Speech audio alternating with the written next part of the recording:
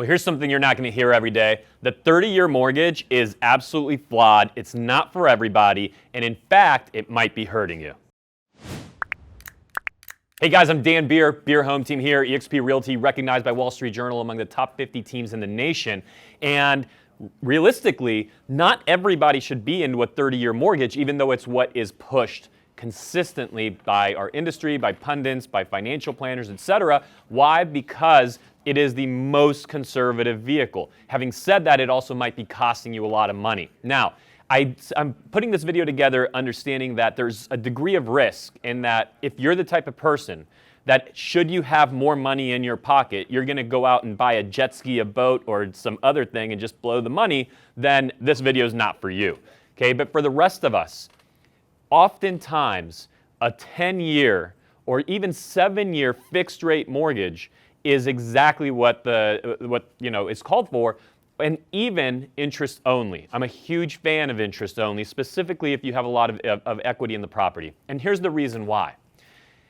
Think about the last few homes you've owned. Now, if you're the type of person that has genuinely owned your home for 20 years, 30 years, then fine, maybe the 30-year mortgage is right. Having said that, there's also refinance opportunities along the way. We'll talk about that in a moment.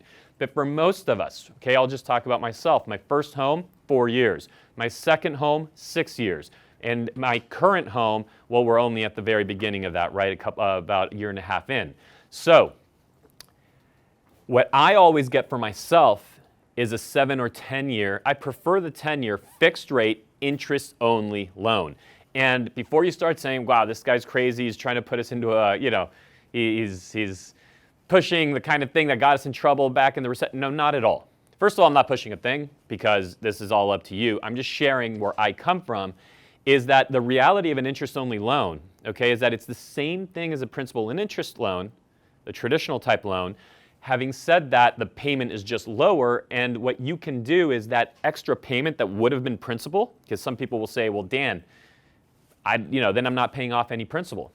Well, that additional payment that would have been principal, you can just simply put that into an investment account that you can control, that you can access, that you can get to, and that's liquid without you having to borrow against it and pay interest against it, versus when you stick all that principal payment into your mortgage, what you really have is a forced savings account that's illiquid, that you can't get into.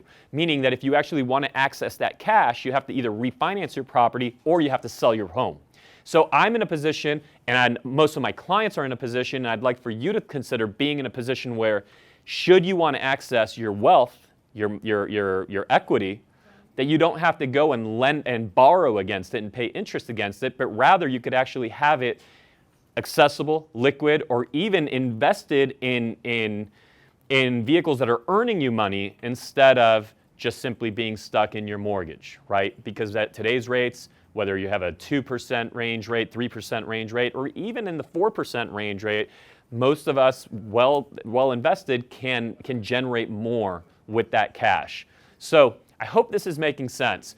There's a couple different things to think about. One is your access to your principal, the liquidity, okay, for your money and how you access it without having to borrow against it or literally having to sell your home.